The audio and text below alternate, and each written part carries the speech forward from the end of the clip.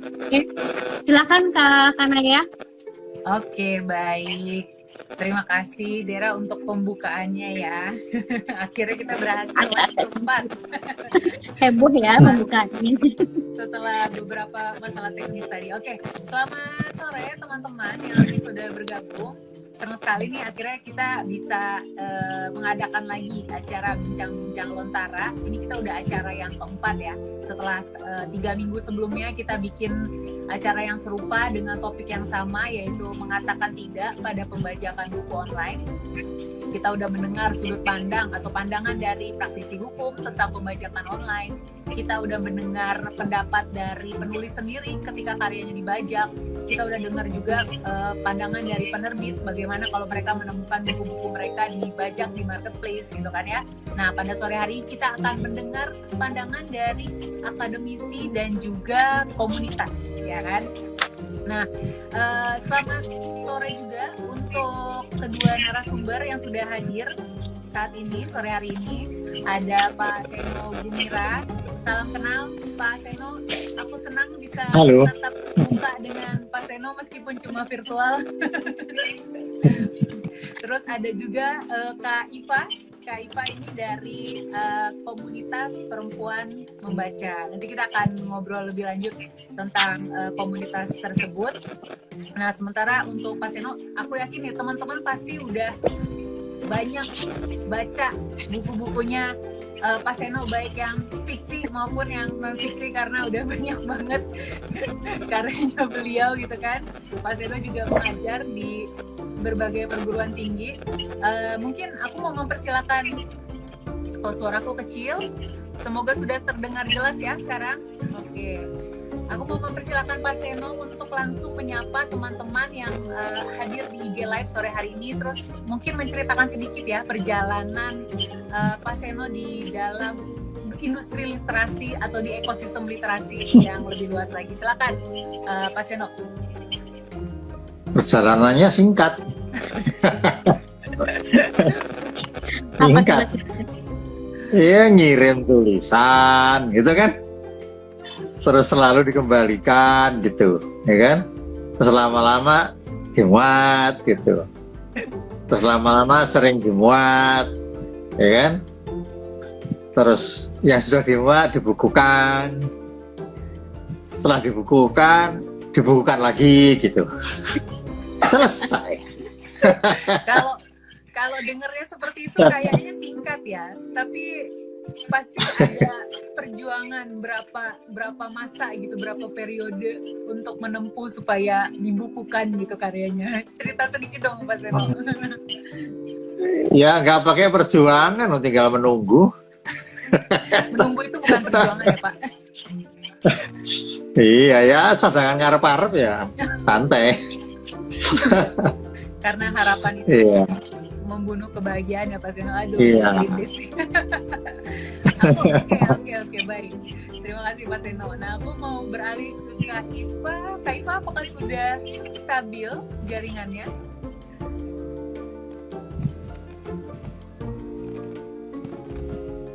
Kak Iva? Itu masih muter-muter tuh. Yap. Sekarang Kak. Kenalan dulu ini. Kak Iva, langsung aja kalau gitu. Langsung perkenalan, menyapa teman-teman yang udah hadir. Terus bisa cerita sedikit perjalanannya di dunia literasi Indonesia.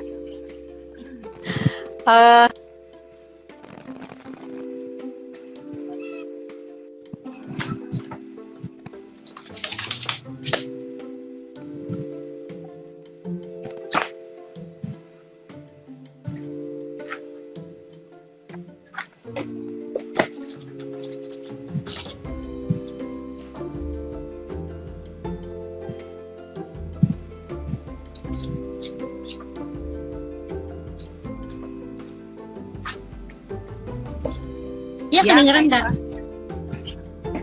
Oke. Jadi saat ini Kak Ito masih studi di Malang, sedang studi S2 di jurusan Cultural Studies di FIB UI, betul ya? Iya, betul. Nah, kalau boleh dibagi ke teman-teman, cultural studies ini belajar apa sih sebenarnya Kak Iva? Saya mau jawab takut sama Pak Seno. Kalau gitu, monsun dulu, monsun. Ini sidang Kak, latihan sidang Kak ini. Ya udah saya aja yang jawab tuh, saya Iya, dosennya. cultural studies itu sebenarnya belajar tentang budaya gitu sih, budaya gitu. Jadi Hah?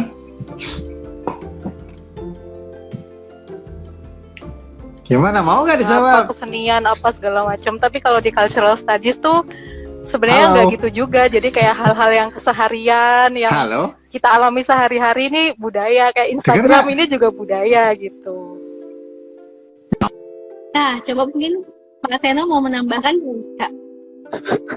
Silakan Pak Seno. Gantian nih sekarang.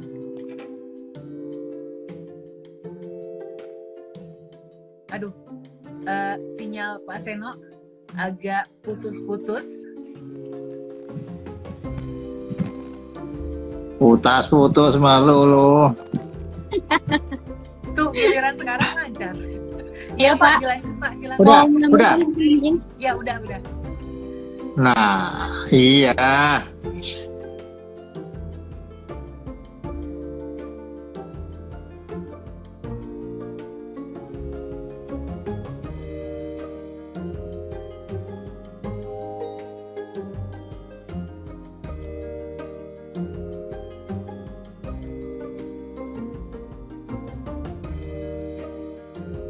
Waduh, sayang sekali sinyal ini. Semoga bukan sinyal aku ya.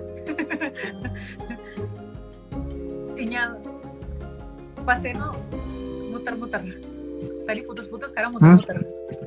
Sekarang nggak? Sekarang udah? Sekarang lancar. Sudah, semoga Pak, terus sudah. lancar. Beres? Pak, beres. Ya, beres. Ya. Iya, tadi kadang-kadang saya bilang, biasanya kita belajar kebudayaan itu, Oke, ya. oke. kan mempelajari yang baik-baik aja toh, ya nggak? Iya nggak? Nah, Iya Pak, kalau benar. cultural studies, Mungkin. semuanya, gitu, ya. Gitu, pengertian kita biasanya budaya itu yang baik-baik aja, oke? Tapi kalau cultural studies, mempelajari, kenapa sih dibilang bagus? Nah, itu. Iya. The reason Nah, itu behind, apa? alasan.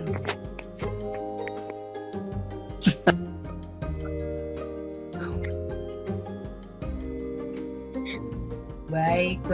Oke, jadi udah ada gambaran ya. Iya. Belajar apa tuh? Sip. Mungkin aku mau bertanya lagi ke Kak Iva nih mengenai perempuan membaca.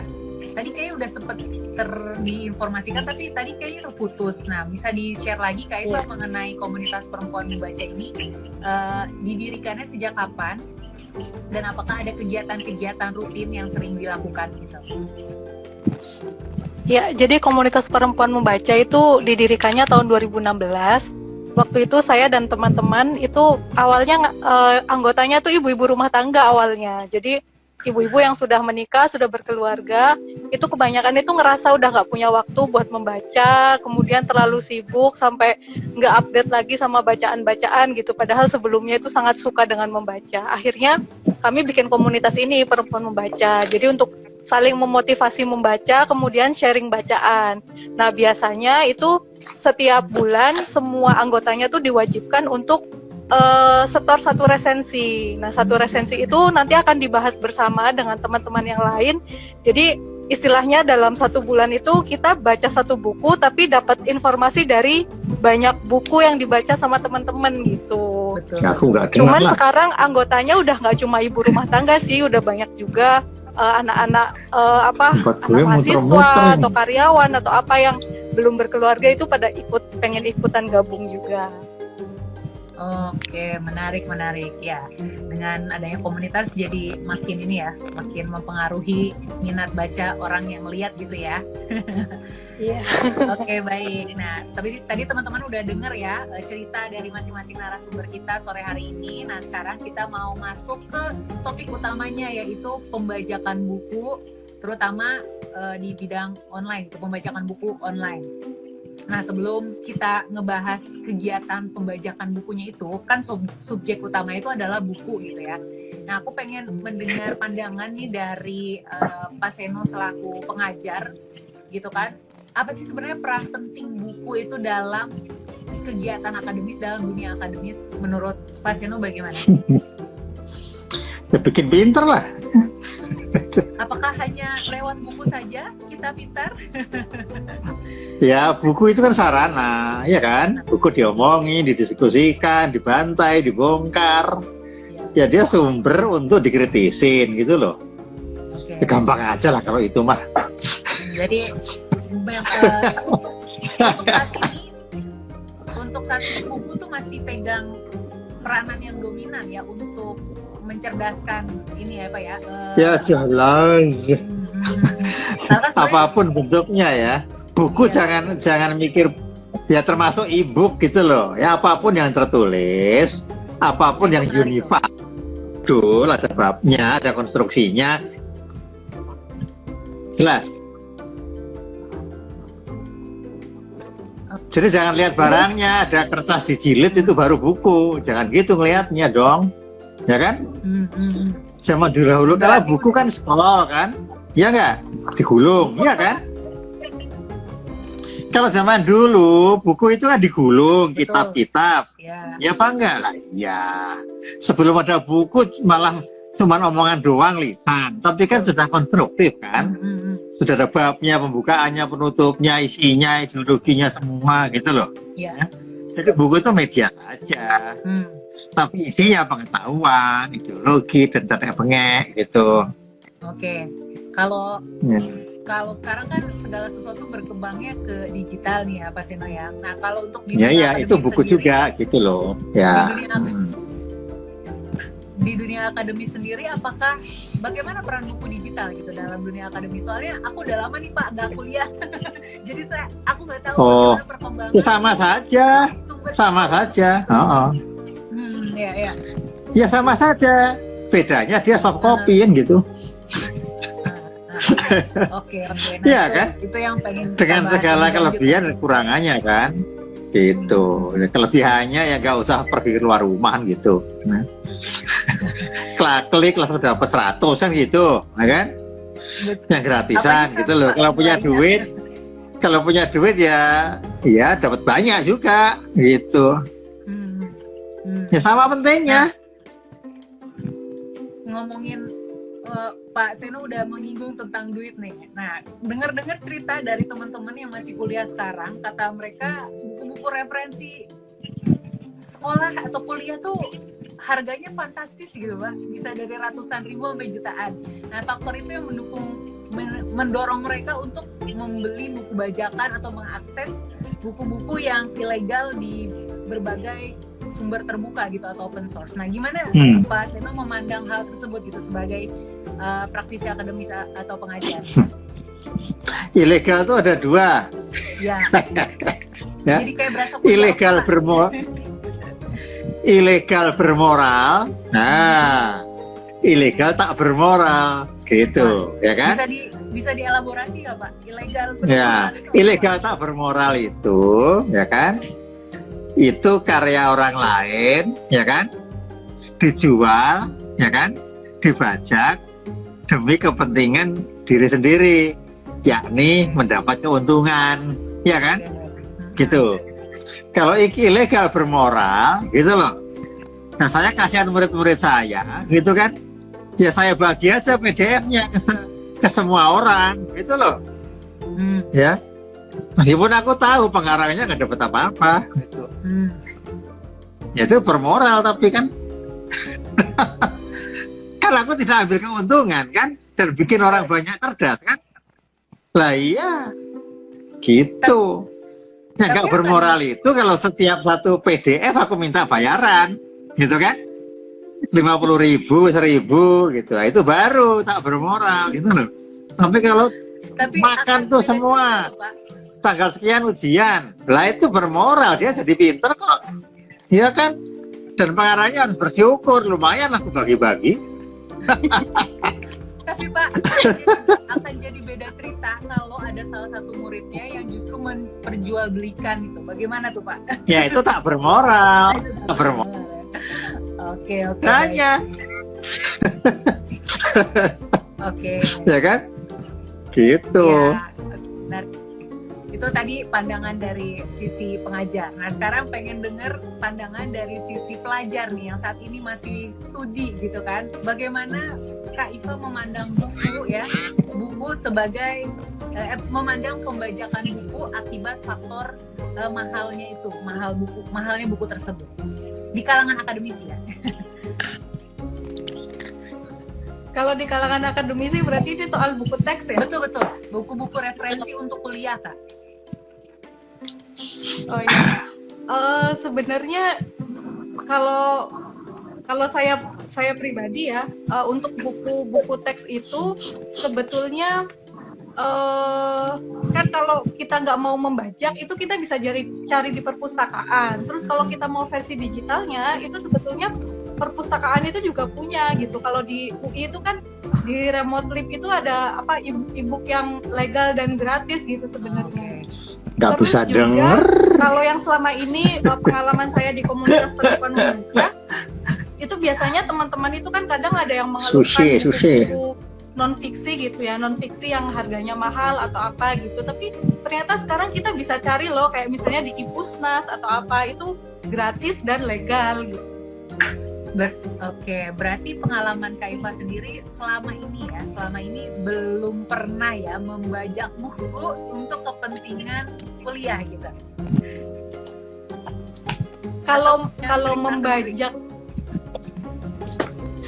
membajak sendiri kayaknya ini ya buku-buku teks yang susah dicari kalau di Indonesia. Kalau di Indonesia itu biasanya saya kalau pengalaman pribadi ya, kalau di Indonesia itu saya beli, tapi kalau buku yang buku dari luar negeri gitu ya, itu kan kadang susah dicari dan harganya itu mahal banget gitu. Dan kalau misalnya kita nggak nemu di perpustakaan, itu biasanya kita dikasih sama dosennya atau kadang kita berbagi juga antara mahasiswa. Tapi itu pun kita nggak diperjualbelikan gitu. Jadi memang murni untuk keperluan akademis dan tidak dikomersilkan gitulah, tidak mengambil keuntungan dari buku-buku tersebut. Tiada ku dengar. Pak Seno sepertinya agak bermasalah di audionya ya, kayak tidak bisa mendengar pembicaraan kita. Betul Pak? Aku dengar kamu. Oh dengar, oke. Baik, syukurlah. Tapi si Doi nggak dengar, muter-muter deh. Ya, Okay. Mbak Ipa ya tidak terdengar Kak. Oke. Baiklah. Tadi kalau kata Kak Iva sih selama ini kalau masih bisa diakses di perpustakaan UI masih bisa ngambilnya dari situ. Tapi kadang ada referensi-referensi tertentu yang susah didapat di Indonesia. Kalaupun ada dijual di luar negeri harganya bisa mahal banget. Nah itu kadang biasa dapetnya dari dosen ya Kak Iva ya. Ini menarik nih, udah mulai tergelitik, udah mulai menyentuh akar permasalahan itu sendiri gitu. Nah, Pak Seno, tadi kan Pak Seno ada menjelaskan tentang ilegal tak bermoral dan ilegal bermoral. Nah, menurut Pak Seno, bagaimana pengaruhnya ilegal bermoral itu terhadap ekosistem literasi secara keseluruhan? Apakah nanti itu akan mendorong anak didik untuk ternyata di kampus aja bisa kok dapetin buku bajakan gitu. Berarti kalau saya dapat buku bajakan di luar nggak masalah dong gitu. Bagaimana pandangan Pak Seno? Loh kan itu gini, ini kan masalah sikap etis, ya kan? Gitu. Ya, dia dapat ilmu itu dari buku itu untuk apa? Gitu kan? Gitu. Ya kalau dia bagi lagi, ya kan? Ya, misalnya ngajar, ya kan?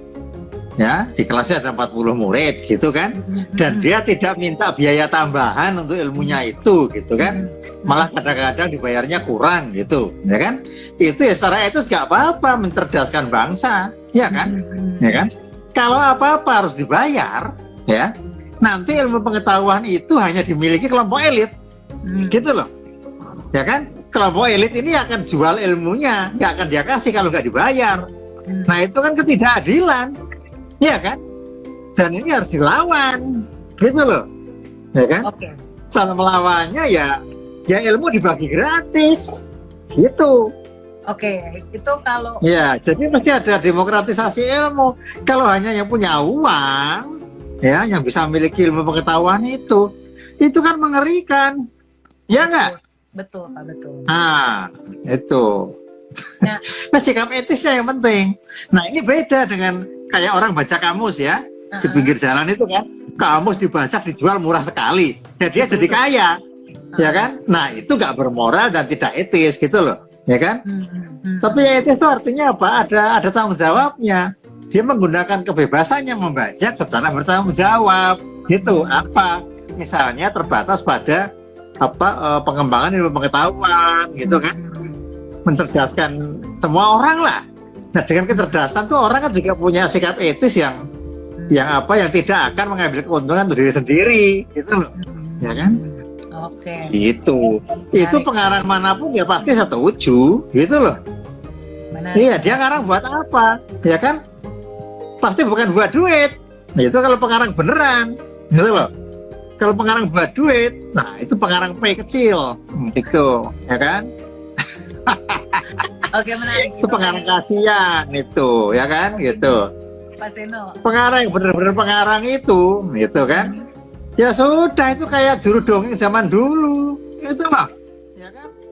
Share cerita. Nah, kita tuh mengaku mengaku pencipta, apanya yang dibikin sih? Yang diciptain itu apa sih? Hurufnya bukan kita yang menciptakan, bahasanya bukan kita yang menciptakan, gitu kan? Wacananya bukan kita, ya kan? Punya apa sih? Kita cuma nimbrung ngomong, gitu loh, ya. Jadi jangan terlalu GR, gitu. Nah, soal hak cipta ini urusannya dulu kan zaman banyak hak paten itu kan. Hak paten itu kepentingan bisnis. Yeah. Gua yang bikin, duitnya ke gua dong, kan gitu, ya kan? Gitu, itu agak beda urusannya. Oke. Itu. Nah, Oke. Sip itu tadi. jelas. Opini dari Mas Seno sebagai pengajar. Kalau opini Kak Ipa gimana? Apakah tindakan pembajakan yang dibilang oleh Pak Seno sebagai ilegal bermoral ini akan mempengaruhi gitu ya tingkah laku mereka yang mendapatkan kebajakan itu jadi keterusan gitu lah istilahnya Kak Ipa. Jadi ya udahlah di kampus juga begitu, kalau di luar kayaknya nggak apa-apa juga sih dapetin kebajakan. Yang penting tidak mengambil keuntungan finansial itu. Kan? Kayaknya nggak juga ya, karena itu pada akhirnya kembali lagi ke masing-masing diri masing-masing orang gitu. Karena saya kenal banyak teman juga di lingkungan akademis gitu. Mereka meskipun untuk mencari referensi gitu ya, buku-buku yang susah didapat, tapi biasanya ini buku-buku luar sih, jarang sekali buku Indonesia. Untuk buku-buku ini, jadi misalnya mereka mendapatkan dengan cara mohon maaf tidak legal gitu ya, karena mengambil dari website yang tidak resmi gitu. Tapi di luar itu, maksudnya di luar buku-buku referensi yang mereka pakai untuk keperluan akademis, mereka membeli buku-buku sastra atau buku teks Indonesia itu mereka hampir tidak, orang-orang yang saya kenal ya di lingkungan saya jarang sekali ada yang gue nggak denger kan gitu, kayak misalnya buku sastra atau buku teks yang karangannya orang Indonesia gitu. Bahkan salah satu teman dekat saya sendiri itu sampai bilang, saya sih kalau buku referensi luar kalau memang nggak nemu bukunya dan dapat dari misalnya dari website yang tidak resmi ya masih nggak apa-apa lah, tapi kalau bukunya orang Indonesia yang masih mudah dicari dan harganya terjangkau saya nggak akan membajak gitu. Jadi pada akhirnya kembali lagi ke sikap masing-masing orang gitu, karena memang kalau buku referensi itu kan ada beberapa yang memang sangat susah dicari gitu kan. Oke, menarik. Dan juga untuk yang paling penting itu juga buku-buku itu tidak dikomersilkan gitu. Kalau pembajak yang kita lihat di Indonesia sekarang ini, khususnya buku-buku dalam negeri gitu ya, itu kan biasanya mereka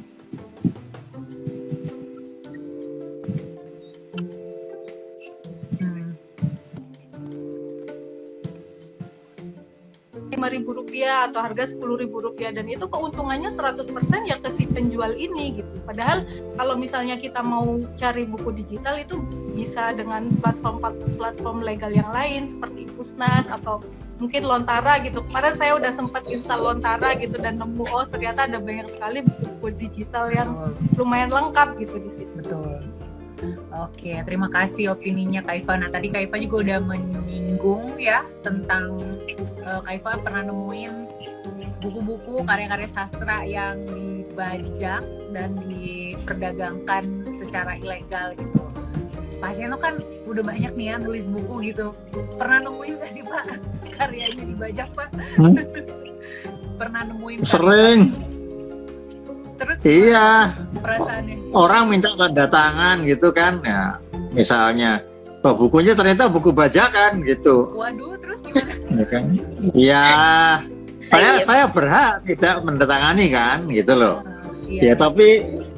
tapi kok sok banget sih, gitu loh, ya kan? Ini orang kan dia tuh beli buku bajakan itu pertama mungkin nggak tahu gitu kan. Iya. Kedua, kalau dia nggak beli, ya itu depan mata. Dia kan butuh isinya.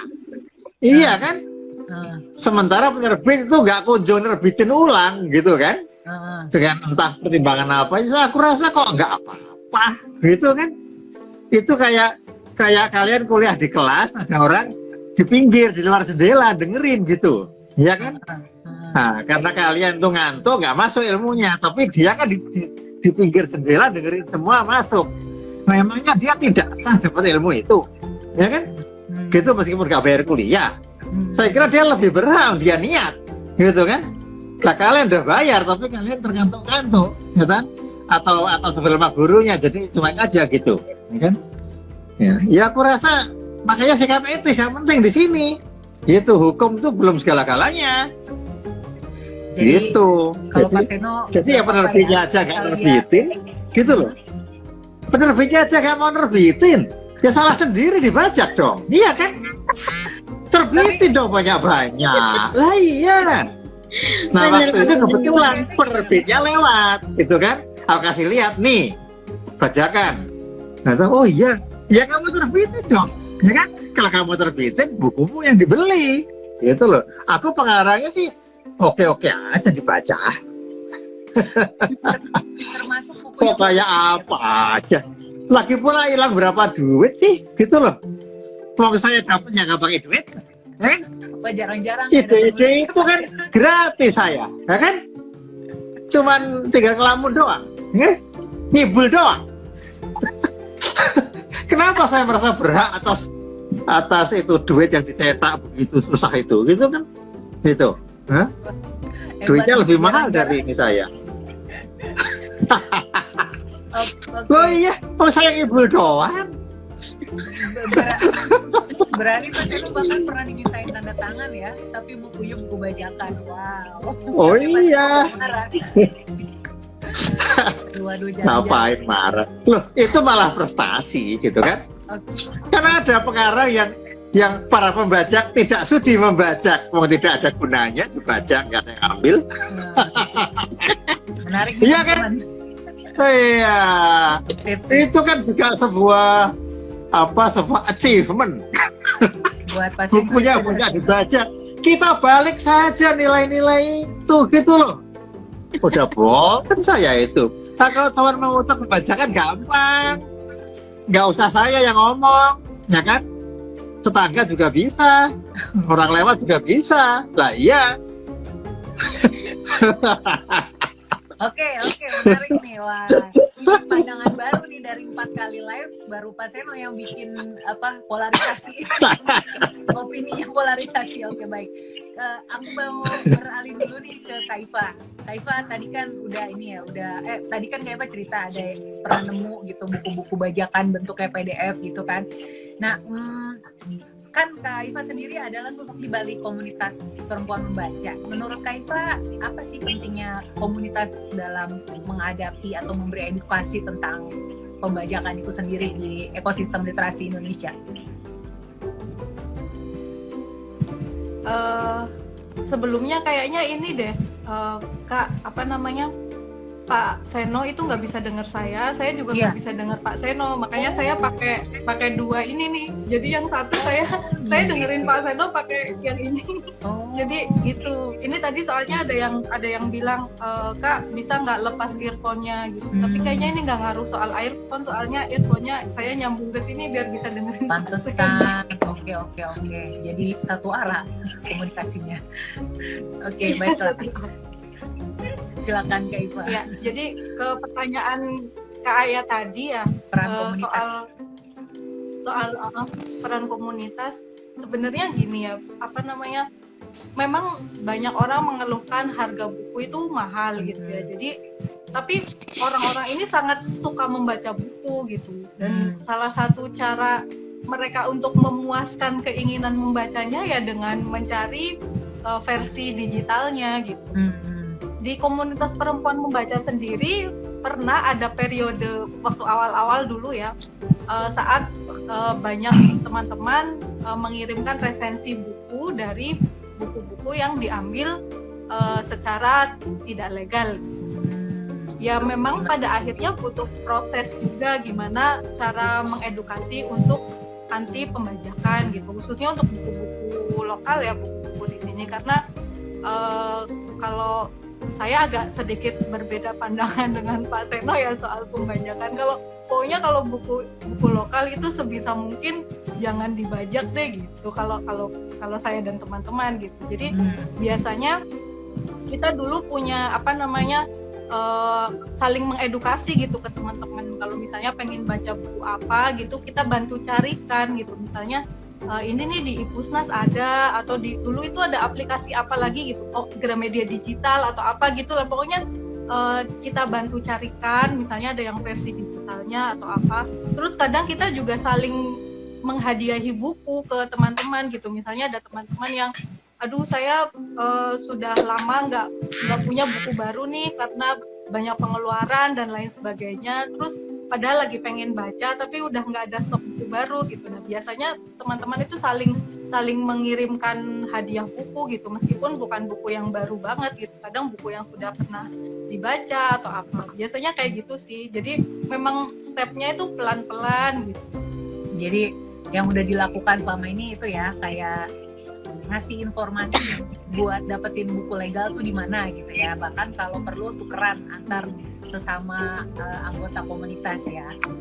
Oke, menarik Kak Iva. Nah, aku mau balik lagi nih ke Pak Seno. Pak Seno ternyata saling tidak mendengar. Kak Iva nggak bisa dengar Pak Seno nggak bisa dengar Kak Iva. Begitu, jadi kita komunikasinya satu arah nih. Iya maaf ya kamu lah yang menghubungkan. Jadi pengantar ya, iya.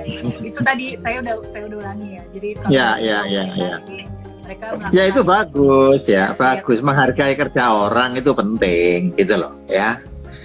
Misalnya orang penting gitu. Tapi kalau nggak punya duit, dia tetap berhak atas pengetahuan gitu loh ya. Betul. Gitu. Nah, manusia itu sangat berhak.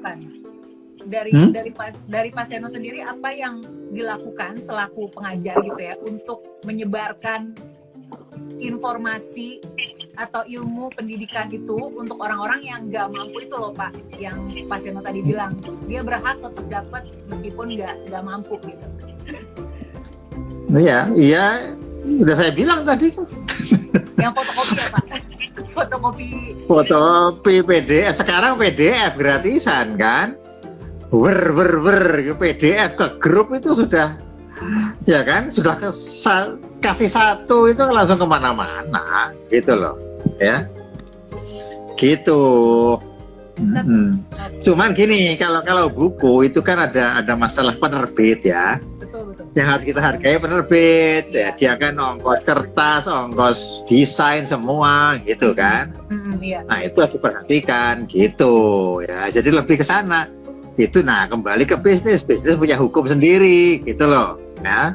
Saya kan ngomong bisnis, saya ngomong kan ideologis. Nah, beda lagi itu, ya kan? Gitu. Jadi ya, tapi itu sikap etisnya kan yang penting, ya. Gitu. Ya misalnya sih Bapak dosen beli bukunya bayar, gitu kan? Ya, dia impor dari Amazon, gitu kan? Ya kan? Ya harganya 1 juta buku itu, gitu kan?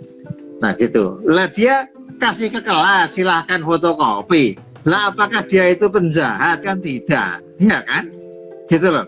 Dan apakah murid-murid ini terus lulus karena buku itu nggak sahih gitu? Nah, nggak halal gitu? Yang bener aja gitu loh, ya kan? Ya halal menurut saya, gitu. Jadi gampang. Nanti kan di pintu surga itu ada malaikat, gitu. Ya kan, kamu ngapain bajak-bajak buku? Nah ini kan dia argumen yang penting kan, gitu loh. Ya argumen, makanya tanggung jawab etis itu penting. Jangan khawatir. Jadi udah ini ya, mikirin argumen untuk nanti ke depannya. Argumen, ya. Ngapain saya neraka Pak? Saya ini untuk kemaslahatan orang banyak, gitu kan? Ya ditimbang-timbang lah, gitu. Oke. Tapi Pak, kalau misalnya kita ngomongin yang penerbitan buku berbisnis gitu ya, penerbitan buku industri bukan akademisi. Kira-kira dari Pak Seno sebagai penulis nih, apa sih yang perlu dilakukan tindakannya untuk ngurangin pembajakan itu sendiri, Pak? Ya, ini justru sebetulnya yang bertugas itu kan bagian keamanan ini loh, ya kan? Punya cara nggak sih? Gitu ya. Jadi misalnya pembajakan buku itu hukumannya apa? Gitu loh. Oke. Ya kan? Kalau hukumannya di sel 2 hari ya orang nggak apa-apa di sel gitu loh. Sel-sel aja toh. Itu loh udah untung banyak. Nah koruptor itu kan begitu, ya kan? Terus banyak-banyaknya korupsi, tangkap nggak apa-apa. Keluar 5 tahun masih untung, iya kan? Karena makanya nggak malu lagi. Karena dia merasa dengan korupsi 5 tahun itu, ya kan, atau 10 tahun, dia sudah bisa nyekolahin anak ke luar negeri lah, apalah semua, gitu kan? Nah, si anaknya jujur, ya, jadi dia kayak orang berkorban malah, gitu kan? Jangan-jangan terus dapat pahala itu kan, mengorbankan diri jadi koruptor supaya keluarganya bisa sekolah secara halal ya. Saya nggak tahu halal apa enggak ya, tapi bisa selamat semua, survive gitu. Ya kan jadi mulia lama-lama gitu kan. Nah, untung rugi ini sudah termasuk dalam moral orang korupsi juga ini.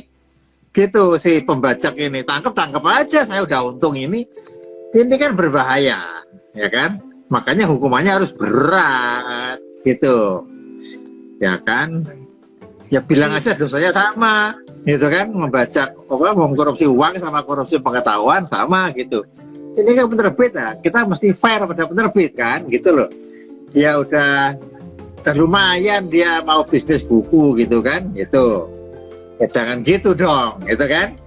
Nah itu mesti mesti demonstratif. Ya kan, dibakar kayak diapa kayak gitu. Kan membakar buku dosa, tapi kalau bakar buku bajakan, nah itu perlu didiskusikan itu, ya kan? Bakar kalau dirazia. Nah ini kalian ngundang dong, ya kan? Penjual buku di pinggir jalan itu di Kuitang di mana, masukin sini, gitu. Untuk buku fisik, kalau bukunya digital gimana Pak Seno? Kalau yang bentuknya PDF? Ya undang juga orang-orangnya, undang juga semua, gitu loh. Kira ya kan? Hukuman apa gitu yang diomongin, undang lah itu orang dari hukum tuh, gitu kan? Hukum itu kan ada yang post struktural juga, gitu kan? Yang tidak kacamata kuda, gitu loh, ya kan? Gitu, ya. Kalau dipikir-pikir reformasi kamu pikir legal, ya kan? Iya. Demo berhari-hari di jalan sampai lumpuh semua gitu kan? Gitu kan? Tapi kan itu ilegal bermoral saya bilang tadi kan. Ya, pokoknya udah baru tembang dulu gitu kan. Setelah itu baru main hukum lagi gitu loh, ya kan? Itu kan ya ilegal kan, legal itu. Ya, gitu. Diskusi lah. Itu. Untuk sih gampang. Ya, diskusinya dihabisin dulu. Gitu, ya kan? Habisin dulu. Gitu. Kita udah ngobrol pas minggu pertama Pak Seno sama praktisi hukum. Jadi emang ada semacam organisasi atau komunitasnya itu PPKC. mereka membantu, posisinya tuh sebagai fasilitator aja sih, membantu mereka-mereka yang merasa karyanya dibajak untuk mengurusnya ke jalur hukum gitu. Tapi memang banyak masukan bahwa meskipun masuk ke jalur hukum prosesnya lama, terus kadang hukumannya tuh kayak kurang setimpal gitu kan. Ya memang itu yang kita dapat. Iya, cuma 2-3 hari di sel gitu. Okay. Memang terlalu ringan hukumannya. Ya dia sudah untung duluan. Kalau bisa disamain ya hukumannya antara korupsi uang sama bajak uang. Nah gini, yang penting itu apresiasi ya seperti ini ya, disebar, diomongin terus gitu. Undang orang salah satu perwakilan pembajak witang itu misalnya kan, itu masuk gitu kan. Terus BDF tuh para aktivis kan ada tuh orang-orang yang kerjanya itu bajakin tapi nggak ngambil keuntungan, ya kan? Dengan alasan membagi pengetahuan gitu. Banyak itu, saya sering dapat gitu kan.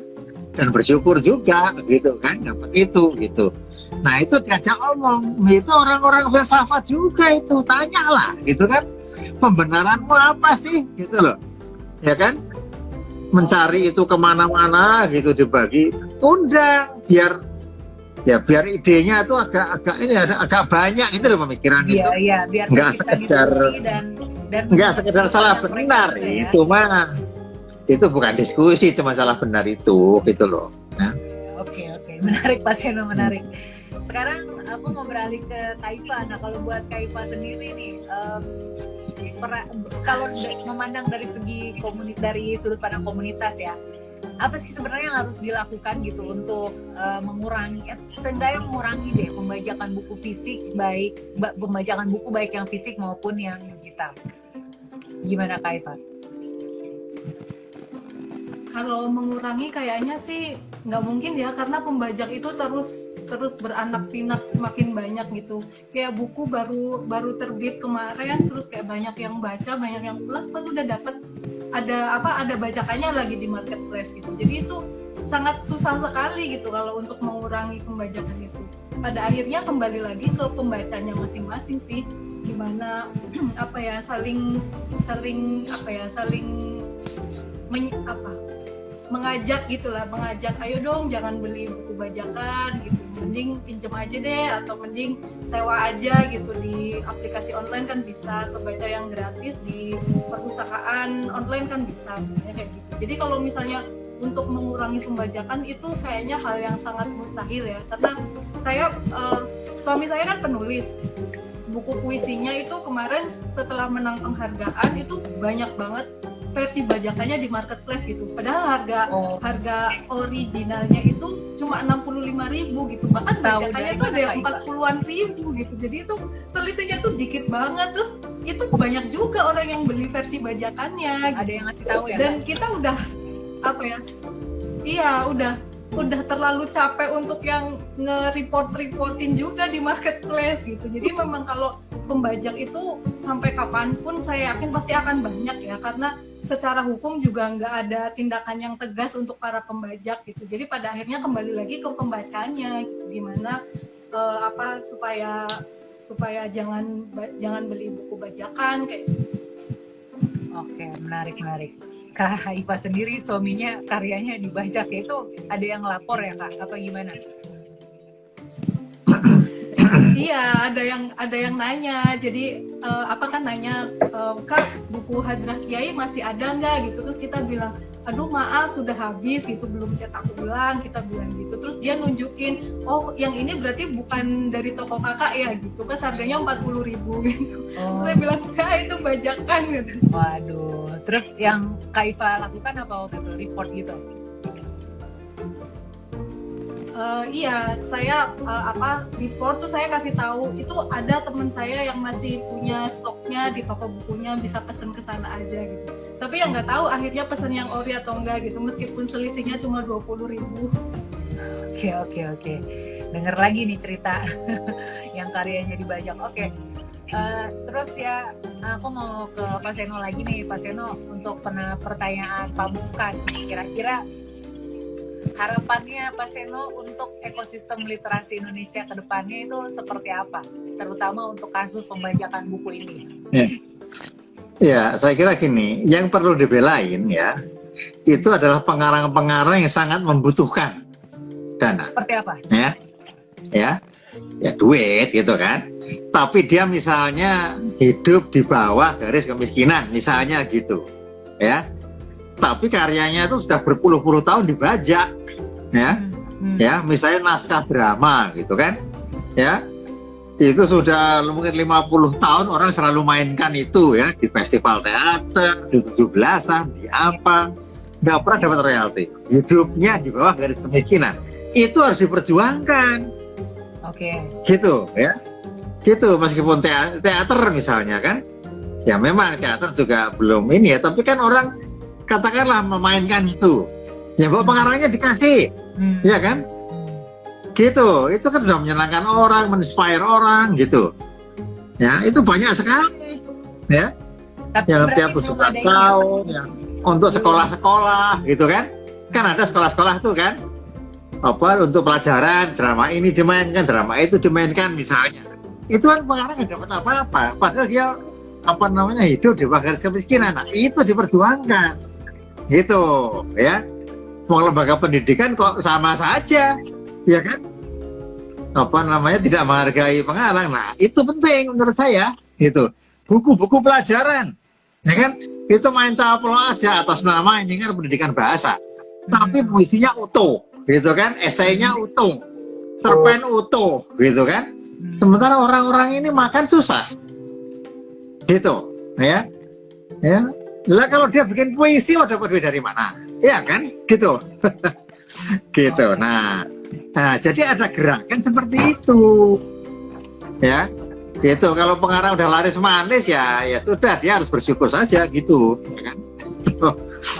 Ya, tapi kalau yang perlu dan sangat populer, ya, gitu. Sangat, saya nggak mau sebut orangnya, dibilang miskin nggak enak, gitu loh, ya kan. Gitu. Tapi mereka sangat populer dan terus-menerus dimainkan karya-karyanya itu hanya tua entah di mana gitu kan. Tapi kita tahu dia sangat ya itu hak dia lah gitu ya. Puisinya dibacakan orang terus dalam lomba apa semua, itu berhak dia ya gitu. Jadi harusnya ada badan ini ya Pak, ada badan yang ada aktivis yang tidak cuma ngomong doang gitu ya. Itu ya, katakanlah pendidikan itu pasti ada sistem, kan ada bayaran sekolah gitu kan. Bayaran sekolah itu antara lain juga hasil royalti gitu loh, ya kan, pada pelajaran bahasa, sastra dan semua itu begitu Bu. Kan se-Indonesia itu dihargai Rp5.000 aja udah se-Indonesia, ya kan. Udah kalau cuma 1 miliar aja dapat itu tiap pengarang gitu loh, ya. Kalau sistem royaltinya berjalan ya Pak ya. Lah iya. Oke, baik. Bahkan sudah meninggal pun nggak apa-apa dapat. Kita nggak tahu keturunannya itu kayak apa hidupnya kan. Iya. Sementara itu di buku pelajaran misalnya seperti itu dan seterusnya gitu ya. Oke, menarik Pak. Itu kan ada buku-buku yang diterbitkan pemerintah kan yang tidak diperjualbelikan tapi disebar ke seluruh Indonesia kan. Gitu. Tetap berhak meskipun dia nggak jual beli, enak aja, iya kan? Betul. Gitu. Untuk apa anggaran belanja negara itu, ya kan? Berhak lah. Nah seperti itu menurut saya. Moralnya tuh di situ. Nah, jelas. Ya, Pak. Nah itu, ya. Oke, baik Pak Seni. Sekarang mau denger nih dari Kak Iva, apa sih harapannya dari Kak Iva maupun dari komunitas perempuan membaca untuk ekosistem literasi di Indonesia, khususnya untuk kasus pembajakan buku ini, baik fisik maupun online? Kalau saya dan teman-teman sih berharapnya buku murah gitu ya, terjangkau ke semua kalangan gitu. Cuman kalau itu tidak memungkinkan ya paling tidak akses untuk kayak platform digital yang legal itu juga semakin dipermudah. Seperti Lontara ya. Karena kalau misalnya buku-buku bajakan, ya kalau buku-buku bajakan itu kan kayak misalnya tadi ya buku puisi 40.000 atau 35.000 itu kan 100% itu masuk ke pembajaknya gitu. Sementara kalau misalnya kita beli buku yang legal itu misalnya 65.000, kadang penulis itu cuma dapat 6.500 gitu. 10% dari harga jual buku, kemudian yang lain itu masih ada untuk ongkos kertas dan lain sebagainya gitu. Jadi memang kalau dipikir-pikir gitu ya dari segi pengarang itu memang ngenes gitu sih. Kalau tadi dengar cerita Pak Seno juga banyak pengarang-pengarang yang memang secara ekonomi juga tidak begitu sejahtera gitu, sementara bukunya itu sudah bertahun-tahun dibajak sama orang gitu. Sedangkan kayak orang pembajaknya itu kan mereka dapat keuntungannya sangat jauh lebih banyak daripada si penulisnya itu sendiri gitu, karena 100% dari keuntungan itu masuk ke dia gitu. Jadi harapannya sih semakin banyak orang untuk sadar gitu ya kalau membajak itu merugikan pengarang gitu, dan hanya kasih keuntungan itu cuma ke pembajaknya aja gitu. Jadi kalau bisa ya mari kita beralih dari buku bajakan ke buku yang legal gitu. Kalau misalnya bukunya mahal ya kita bisa cari alternatif lain, misalnya bisa pinjem atau cari di platform digital yang legal kayak di Ipusnas atau mungkin di Lontara ada harga yang lebih murah gitu versi digitalnya. Gitu. Manggut saya nggak ngerti itu apa dimanggutin. Oke. Ya, terima kasih Kak Iva. Kalau kata Kak Iva, pengennya harga buku murah Pak Seno. Kalaupun harga buku mahal, pengennya ada akses yang memungkinkan banyak orang bisa mengakses dengan mudah gitu. Begitu harapannya Kak Iva.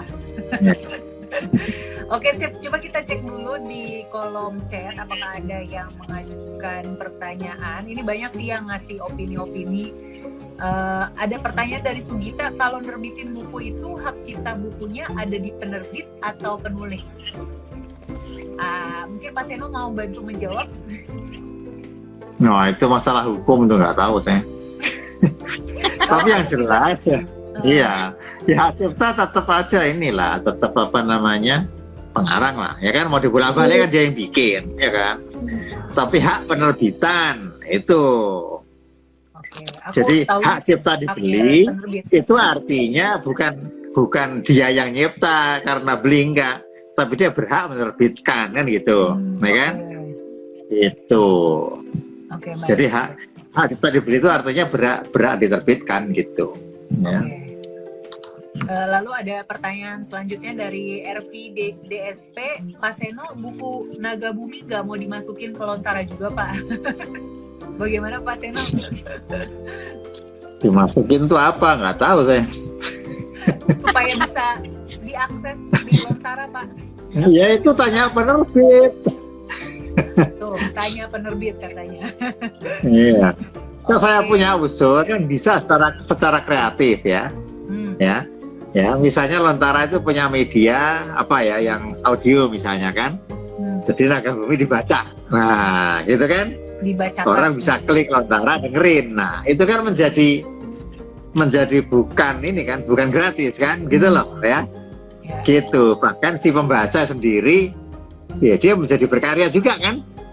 Gitu. Ya dapat apa kayak royalti juga misalnya gitu. Nah, itu baru. Jadi bukan baca gratis gitu kan? Itu malah mengembangkan penciptaan kan, kreativitas kan? Dibacain, yang baca siapa, yang Lando, anak teater yang dipilih, yang jago-jago, kalau perlu audisi. Siapa yang baca paling bagus? Nah, jadi kan seru, iya kan? Betul. Seru Pak, betul. Itu baru seru. Cerita ya. Iya, dihidupkan kembali dunia sandiwara radio itu, gitu kan? Kan bisa populer. Nah, tapi sekarang yang populer tuh sastra, itu kan, gitu. Ya kalau yang baca hebat ya asik, gitu, ya kan? Tapi yang baca populer siapa kek, gitu kan, gitu. Siapa? Udah lama banget tuh nggak denger sandiwara. Gratis idenya. Gratis idenya. Nggak minta royalti. Ada royaltinya loh buat Pak Seno loh di sini. Cuma ngomong aja kok. Lanjut Pak, pertanyaan selanjutnya dari akun yang sama, dari FBDSP. Pak Seno lebih suka baca buku fisik atau buku digital Pak? Katanya. Ya saya senang dengan ini, dengan e-book ya, karena apa? Nggak usah dipegang, ya. Si tablet taruh di standar, udah, ya kan? Oke. Saya bisa Itu makan jawabannya. minum sambil baca itu, gitu loh, ya. Dan gitu, mata ini cenderung nancep terus, konsentrasi terus, gitu, Oh, gitu? ya. Oh, Iya kan, oke. dia ada cahaya, ada desain yang bikin kita tuh masuk semua yang ditulis, gitu. Oh, Kalau oke. buku kertas itu perlu semangat lebih ekstra gitu, ya, Oh, gitu, Pak. ngerti nggak? Oke. Iya, kelebihan itu penting, gitu, ya, gitu, ya. Ini dari Pak Seno opininya polarisasi dari tadi. Itu saya juga baru nemu itu, gitu, ya. Dan semuanya lebih murah lagi, iya kan? Lebih murah kan? Buku digital, iya betul. Iya, Terjangkau. itu baru namanya demokratis, gitu, ya kan? Kalau Kak Iva lebih senang baca buku fisik apa buku digital nih Kak? Kalau saya lebih suka buku fisik. Oh, oke. Ini beda lagi. Seru nih. Lebih suka buku fisik. Oke, kenapa Kak? Karena apa ya, lebih, kalau saya agak gimana ya, ada aroma bukunya terus bisa ditekuk-tekuk gitu. Kalau pakai buku digital itu kadang lelah di mata gitu. Cuman kalau misalnya lagi pengen sambil kemana-mana gitu, biar enak ya pakai buku digital sih, nggak berat-berat gitu. Karena kalau pakai buku fisik itu kan berat gitu ya. Kalau buku digital itu cukup bawa tablet gitu, terus udah muat semua isinya gitu. Cuman kalau di rumah saya lebih suka baca buku fisik. Tergantung kondisi ya Kak Iva ya. Oke, sip. Kayaknya semua pertanyaan sudah terjawab ya. Terus udah banyak banget teman-teman yang ngasih opini tentang topik kita sore hari ini. Makasih loh teman-teman. Dan aku akhiri saja ngobrol-ngobrolnya pada sore hari ini. Dan terima kasih Pak Seno sudah bersedia membagikan opini-opininya tentang pembajakan buku. Kak Iva juga sudah membagikan ceritanya tentang pembajakan buku, baik itu fisik maupun online. Karena itu aku mau kembalikan. Sayang sekali ini nggak saling mendengar saya dan Pak Seno. Lucu ya. Oke. Karena itu saya kembalikan ke Dera. Silakan Dera. Oke, terima kasih Kak Kanaya. Tadi kita sudah mendengar ya, tadi seru banget. Ternyata ada pandangan lain dari berapa hari kita ikut live tentang pembajakan ini nih. Ternyata ada pandangan lain dari Pak Seno mengenai pembajakan gitu, bahwa ada pembajakan yang bermoral loh ini.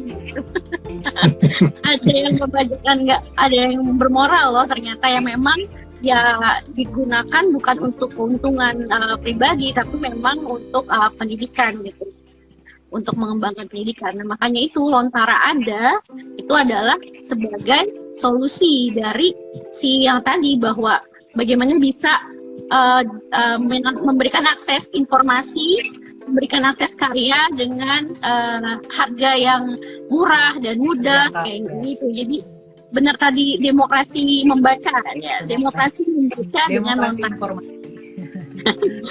Oke, tadi mungkin kalau tadi sudah mendengarkan penjelasan dari Pak Seno dan dari Kak Iva juga, bahwa nanti Lontara ini akan mengadakan giveaway nih.